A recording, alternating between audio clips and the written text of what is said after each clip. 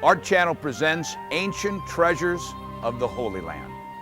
Hi everybody, I'm glad to be with you today. I'm Larry Huck and I'm going to be your personal tour guide through the ancient treasures of the Holy Land. Let me ask you a question. Have you ever had one of those moments, an experience that changes your life forever? Well, I did about 10 years ago when I took my first trip to Israel, to the Holy Land. I never dreamed that it would bless me and my family the way it did. To walk the land of Abraham, Isaac, and Jacob. To see the things that King David saw, that Paul the Apostle saw, even the things that Jesus and Moses saw. It's the land where history, the Bible, the Torah, the Word of God comes alive.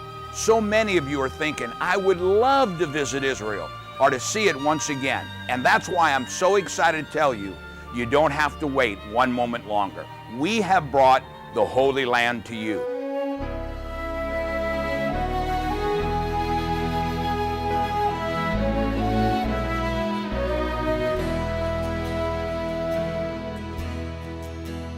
Holy words, long preserved for our walk in this world. They resound with God's own heart. Oh, let the ancient words impart words of life, words of hope. They give us strength, help us cope in this world where'er we roam. Ancient words will guide us home. Whenever I go to Israel, one of my favorite places to visit, without a shadow of a doubt, is a place called Masada. If you look over the shoulder of my friend and I here, you see some water pots that came from that fortress. The story of Masada is incredible. It's where 2 years the Jewish people, men, women, and children, made a stand against the tyranny of Rome. It's an amazing story. And when you come down to the ancient treasures of the Holy Land, you're going to read and see something that will change your life forever. When I go to Masada, I always love to climb up, just like the people of the Holy Land did. So I'm going to go do that. I'm going to be real thirsty when I get down. So you buy me a bottle of water. Bakbuk Maim. You know what I mean? I'll be right back.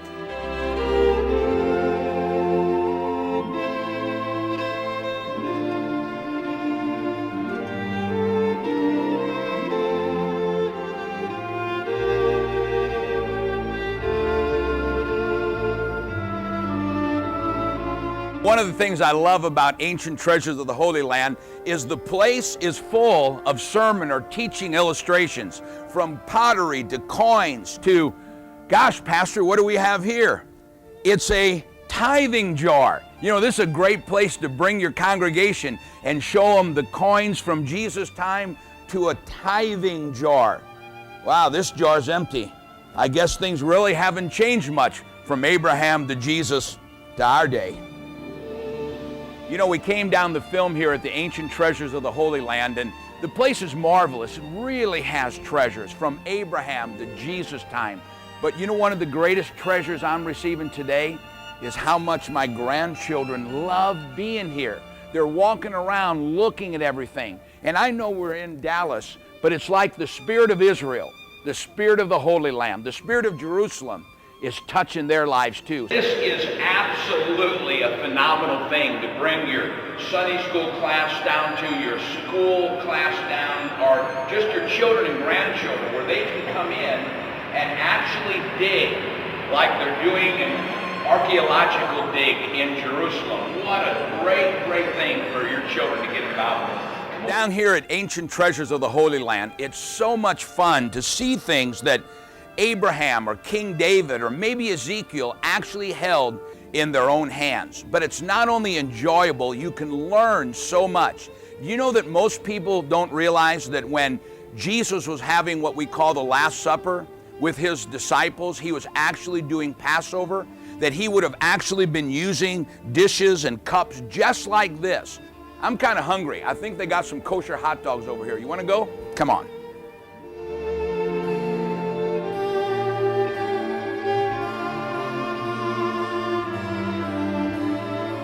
Every time I come down to the ancient treasures of the Holy Land, it seems like I find something new. I discover something that I've never seen before.